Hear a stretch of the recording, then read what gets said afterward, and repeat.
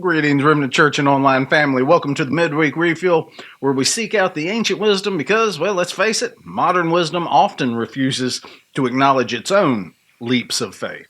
Science, whether intentionally or not, has done an impressive job convincing young minds that it is a solid foundation when it's not. And they believe it's immune to the kind of faith-based assumptions that us religious zealots are accused of making. When engaging with public school children or students that come from secular homes and have from birth been raised with a consumerist, materialistic, secular worldview, I've noticed something that I find troubling. They can be as, if not more dogmatic, as the worst of the religionists or the Pharisees, clinging to their beliefs as if doubting them would unravel the universe. In fact, we have a term for that. It's called being triggered, right? And that's where you come in. If you haven't already, please take a moment to hit the like and subscribe buttons. Why? Well, because these discussions are more important than ever. We are on the brink of something new in our culture, and every click enhances the chance that someone out there that is grappling with doubt and confusion might stumble upon this message. You could be the reason that a young mind out there learns to explore faith with humility instead of the hostility they've been taught to have against it. Be a part of that mission. Click the button. Let's get started. They aren't genuinely seeking to debate, these young people that I run into. I do run into some open-minded young people who are rational and can sit and debate instead of argue, but oftentimes they've been trained to react. They're just there to reaffirm their own beliefs, and unfortunately, many of them enter with a bravado that reveals the truth that they perceive us Christians as easy targets. And I believe that we have been for about 30, 40, 50 years.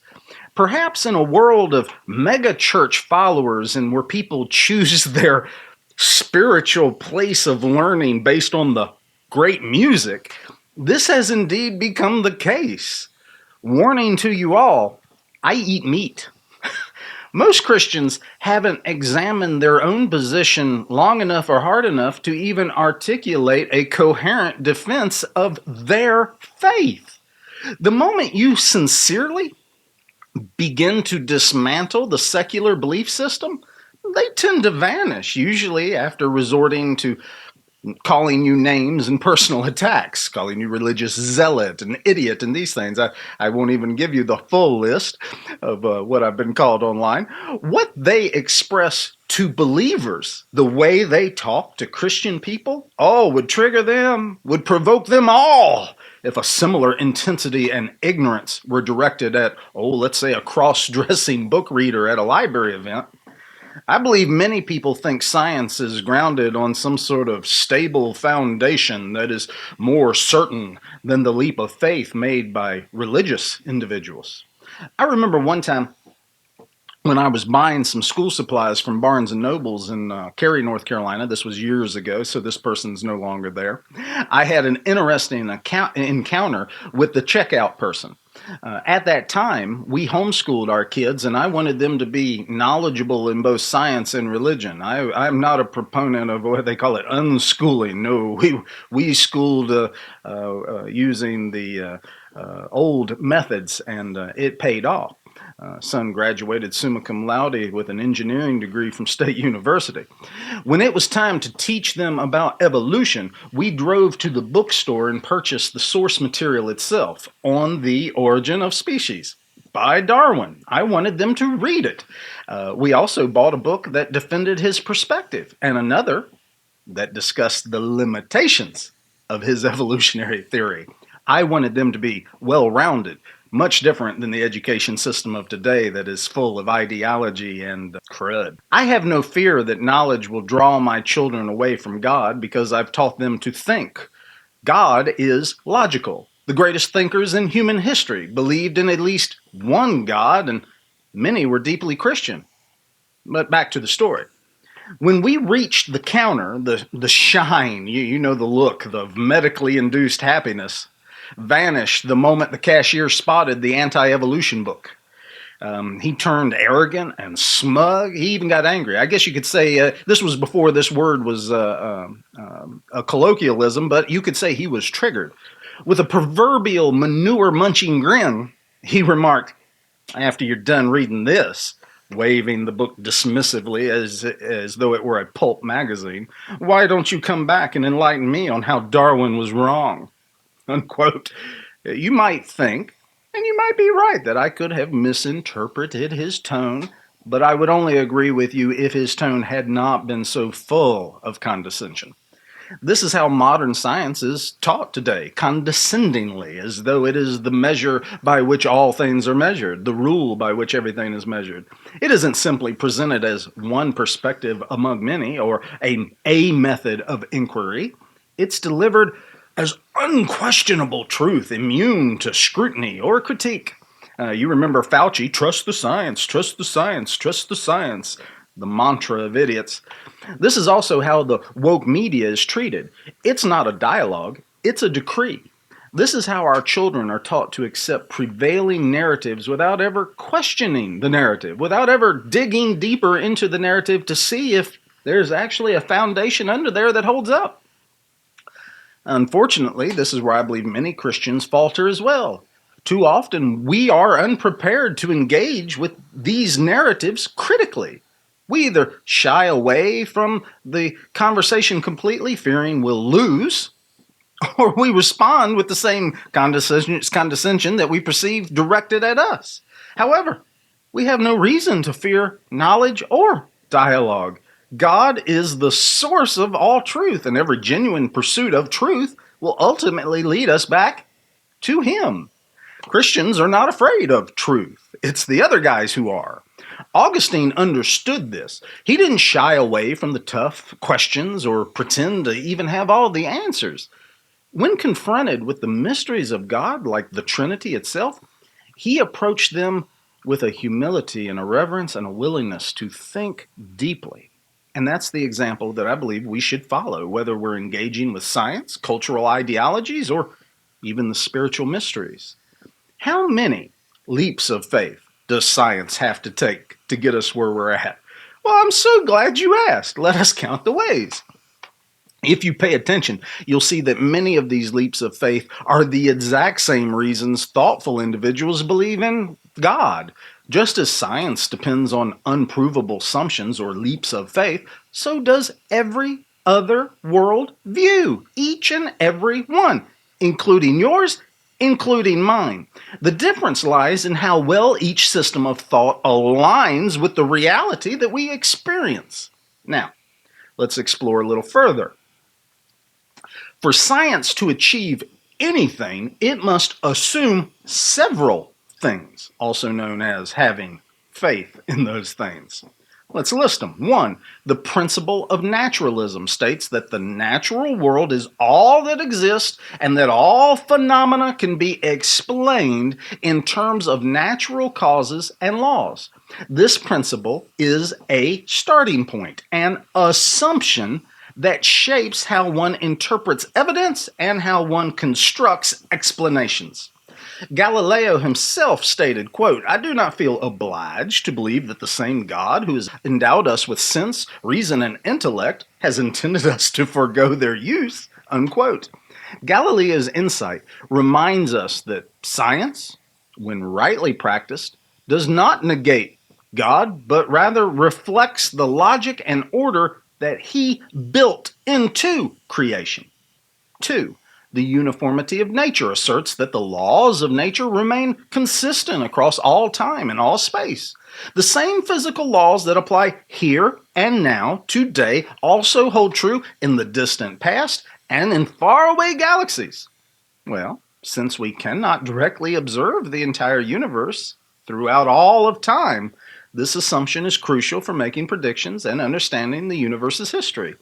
My favorite author of all time, C.S. Lewis, once said of this predicament, quote, "Men became scientific because they expected law in nature, and they expected law in nature because they believed in a legislator."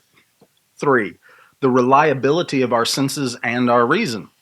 This is the notion that our senses, when functioning properly, whatever that is, and supplemented by instruments, whatever they may be, give us dependable information about the world around us, and that our capacity for reasoning enables us to interpret that information properly. Well, that sounds great, right? But we can't step outside of our own minds to verify the accuracy of our perceptions or the validity of our reasoning.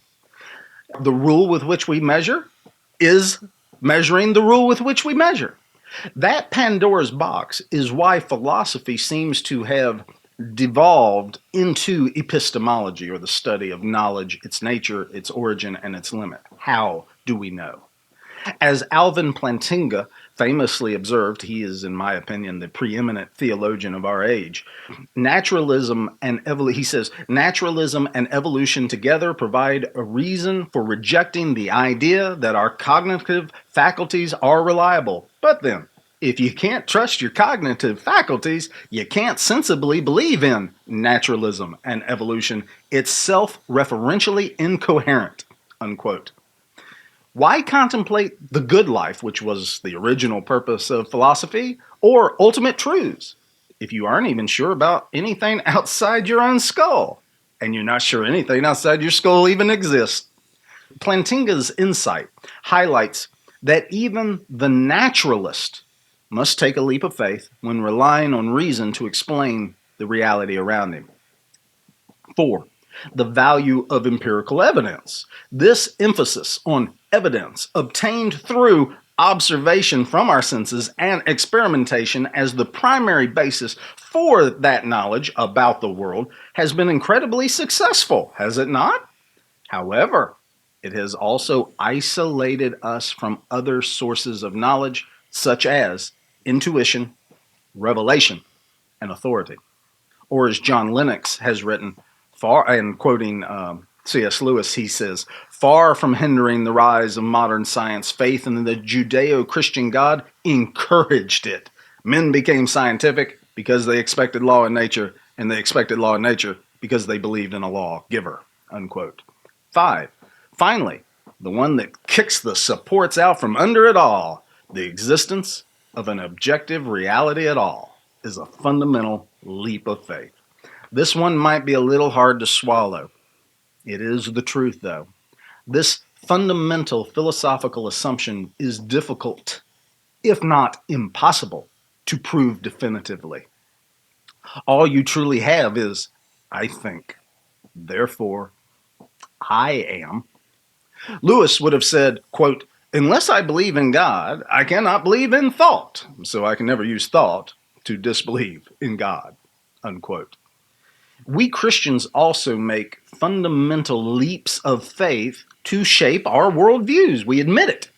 And that's the tricky part, isn't it? Once you fully understand that the entire human endeavor is built or destroyed by the zeitgeist or the worldview and philosophy with which we begin, or with which we make our foundation by that leap of faith, everything changes.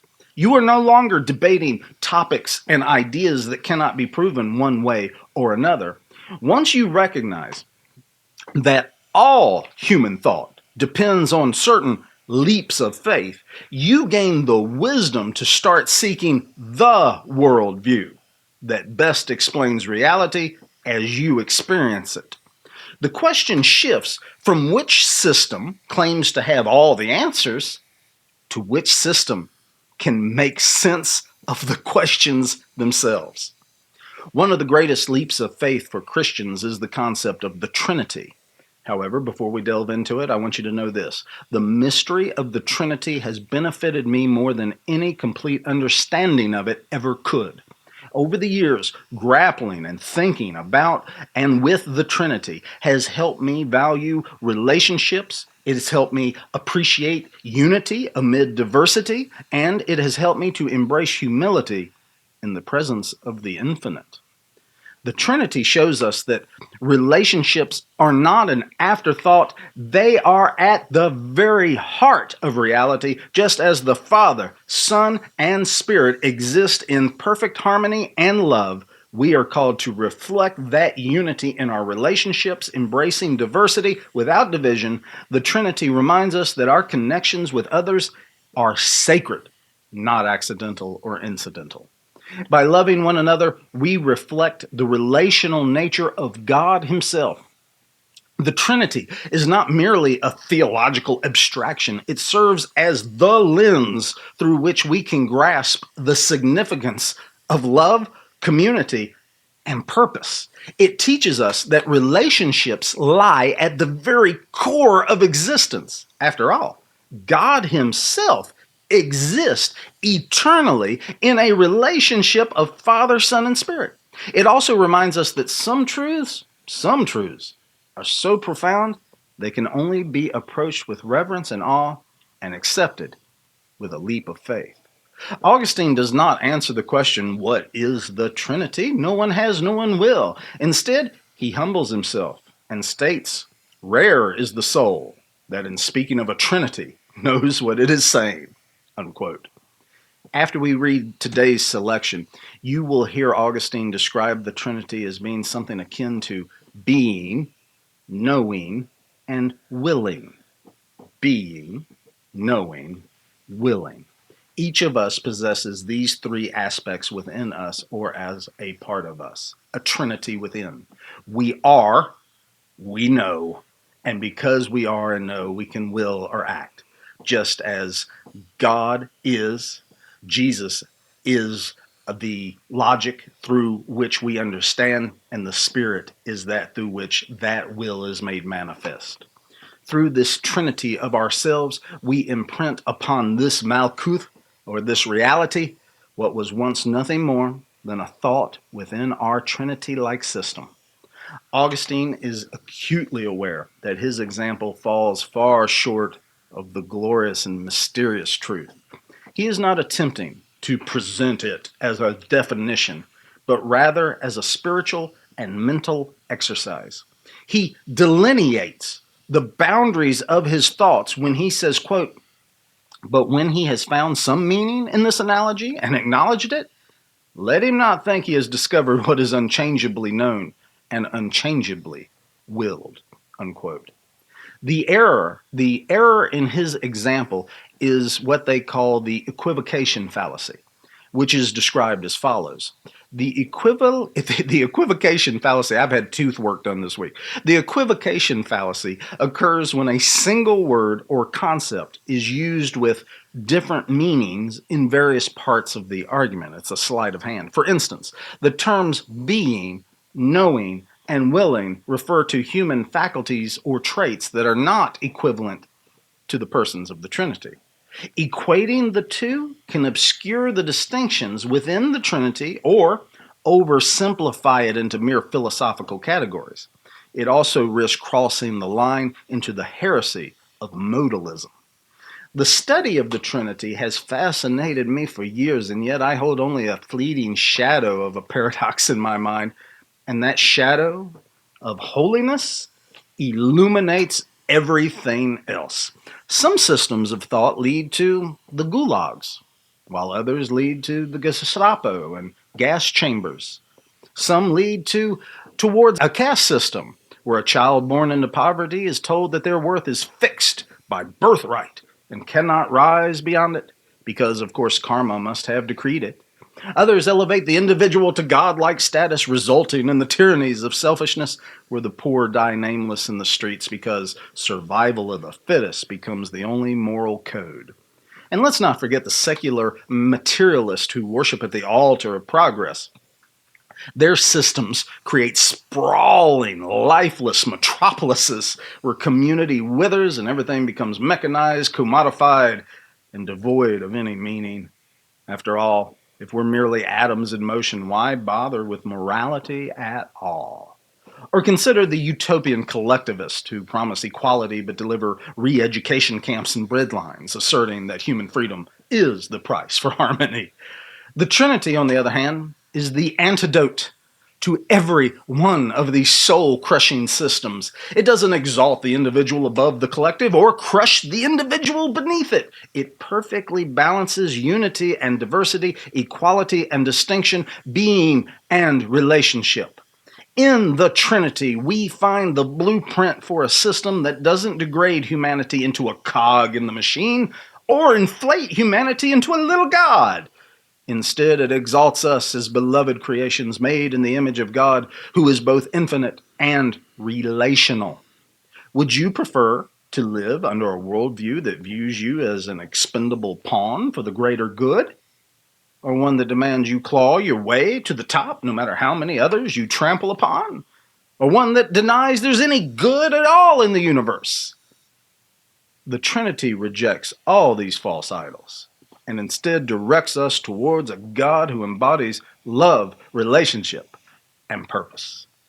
Someone this month posted that they didn't believe in all this fairy tale stuff. I hope you're listening.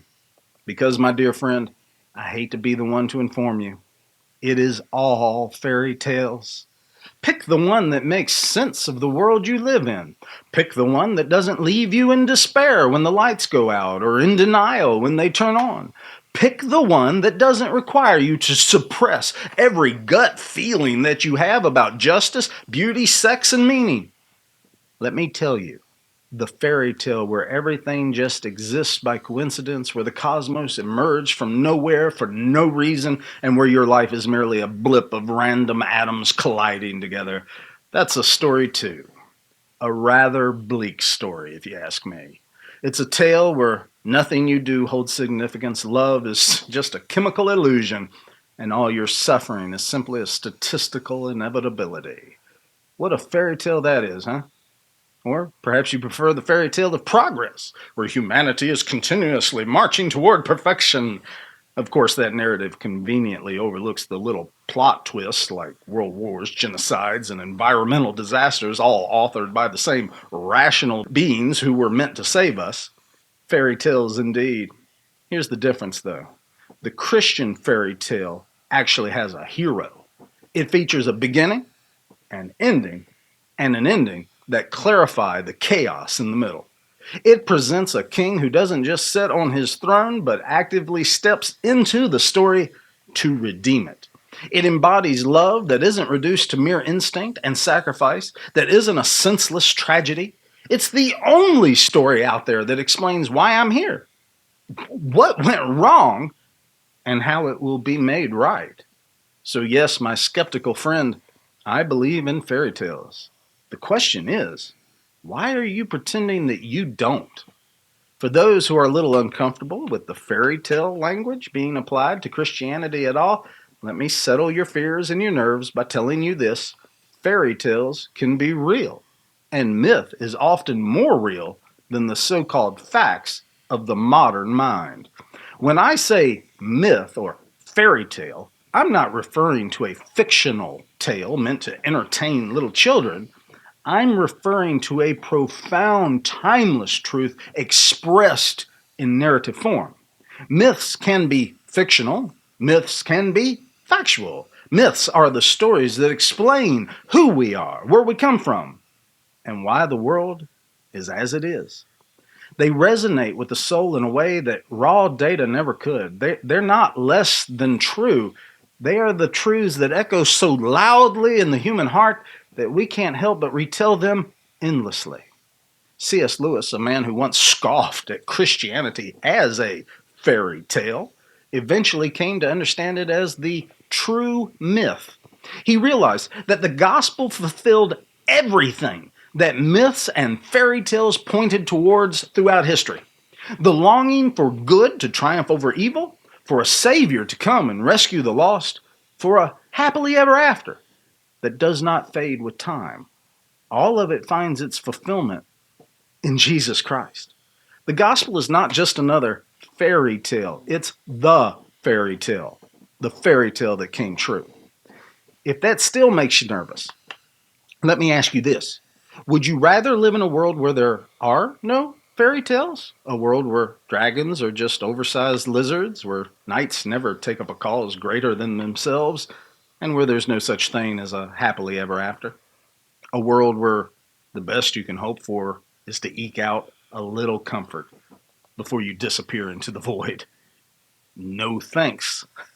Fairy tales and myths resonate because they point to something real, something eternal. And Christianity tells us that the reality they point us to, that reality has a name, and that name is Jesus Christ. We are living in his story after all. Let's turn to the confessions. We will be looking at book 13, starting at 13:11-12, and I'm using the pagination from the Everyman's Library Edition so that we're all on the same page, literally. We'll read through 13, 13, 14, but before we dive in, do me a quick favor, take a moment, click the like and subscribe buttons. Every click helps keep us trending, and who knows, we might just appear in somebody's playlist at the perfect moment, at the perfect time, right when they need to hear about the Lord and have some hope. So go ahead, be a digital missionary and click that button. Who can understand the omnipotent Trinity? And yet, who does not speak of the Trinity if he does indeed speak of a Trinity? Rare is the soul that, in speaking of a Trinity, knows what it is saying. Men struggle and contend, but without peace, no one sees that vision. I would have men consider three things which are within themselves. These three things are far different from the Trinity. But I say this so that men should exert themselves over this analogy, find it good, and perceive how far short it falls. The three things I have in mind are being, knowing, and willing. I am, and I know, and I will. I am knowing and willing. I know that I am and that I will. I will to be and know. Let him who can see through these three things how impossible it is to separate a life that is one, a mind that is one, a being that is one, and how impossible it is to make a distinction. Yet a distinction there is. It is open to any man to do this. All he need do is to consider himself and see it and tell me. But when he has found some meaning in this analogy and acknowledged it, let him not think that he has discovered what is unchangeably above all such things, which unchangeably is and unchangeably knows and unchangeably wills. Whether it is because of these three things there is a Trinity, or whether in each of them all three are present, or whether in some wondrous way, simple and complex, bound within its own boundless borders, in which the same is both known to itself and sufficient to itself in its rich story of unity. Who can readily contemplate? Who can in any way tell? Who can pronounce on it in any way, however rash? Go on with your confession, O faith of mine. Say to the Lord your God, Holy, holy, holy Lord. My God, in your name we were baptized, O Father, Son, and Holy Spirit. In your name we baptize, O Father, Son, and Holy Spirit. For in us also has our God, through his Christ, made heaven and earth, his spiritual and his physical churches. Before we received form from your instruction, the earth of which we are made was invisible and without order. We were covered with the darkness of ignorance. For according to man's wickedness do you instruct him, and your judgments are as great as the abyss. But your spirit was moving over the waters, pitiable as we were. Your pity did not abandon us. You said, Let there be light. Repent, for the kingdom of heaven is at hand. Repent and let there be light. Our soul was sore troubled within us, and we remembered you, O Lord, and the land of Jordan and the hill, which is equal to you, but which for our sake became low. We were unhappy at our darkness. We turned back to you, and there was light. And so, behold, we were once darkness, and now we are light in the Lord. But this is still so by faith, not yet by sight. It is by hope that we are saved. But if we see what we hope for, it is not hope. Abyss still calls upon abyss. But still, with the voice of your water floods, even he who says, I could not speak to you as if to spiritual people, but as to carnal, even he does not yet think that he has understood. but forgetful of what is past, stretches out for what is before, burdened with groaning, and his soul thirsts for the living God, as hearts desire the water brooks, saying, when shall I come before him? He longed to be clothed with his dwelling place, which is from heaven, and calls upon the lower abyss, saying, be not conformed to this world, but be reformed in newness of mind. And do not be children in your mind, but in wickedness be children, that you may be made perfect in mind. And O foolish Galatians, who has bewitched you?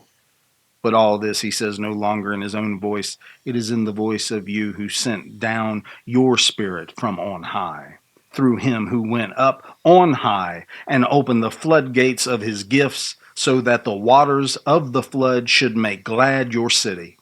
For him, the friend of the bridegroom sighs, having now the first fruits of the Spirit within him, but yet groaning inwardly, waiting for his adoption, the redemption of his body.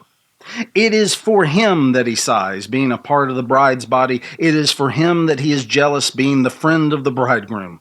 For the bridegroom, not for himself, is he jealous? It is in the voice of your water floods, not in his own voice, that he calls upon the other abyss. For that abyss he is in his jealousy afraid, lest just as the serpent deceived Eve through his guile, so also their minds may be corrupted and fall away from the chastity that is in the bridegroom, your only begotten Son. What is that light of our sight? When we see him as he is, that will be an end of the tears that are become my food day and night, while continually men say to me, where is your God? Thank you for joining me today as we explored Augustine's reflections on the Trinity. I hope that this has challenged you, I hope it's encouraged you, and I hope that it has provided you with a much deeper appreciation for the mystery that is our God. Many times, mystery serves as a far better teacher than certainty ever will or ever can, as mystery invites us to seek, to wonder, and to grow.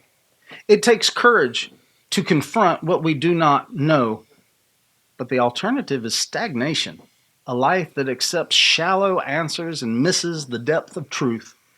In the Trinity, we find the answer to life's greatest questions: love that is eternal, unity that does not erase individuality, and power that serves instead of dominating. Through Christ, the King, we see the fullness of this divine mystery poured out for us. Before you leave, remember this. The world desperately needs this message. Many people are drowning, dying in narratives that leave them feeling empty, confused, and hopeless. You have the power to help change all of that. Share this message with someone that you know, a friend, a coworker, or even that young person that's struggling to reconcile faith and science. Be the one who points them to the truth that transforms everything. Take a moment to click the like button and the subscribe button and share this lesson. It's not just a click, it's a way to be a missionary, spreading light and truth in a world full of darkness. Together, we can help someone discover that the greatest story ever told is not just a story, it's their story too. As we reflect on the Trinity, we see that it is not just an abstract doctrine, it is the very foundation of our faith. The Father, in his infinite wisdom, wills all things into being. The Son, who is the Word, speaks creation into existence and redeems it through his sacrifice. The Spirit, the breath of God, moves within us, guiding, comforting, and empowering. Together, they reveal that love is not solitary, it is shared, that unity does not erase individuality, and that power is not domination, but self-giving.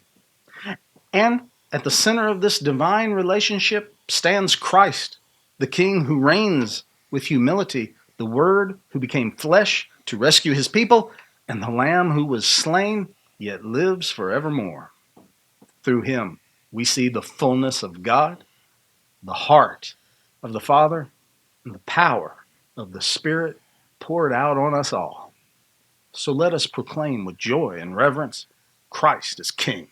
Hail to the King.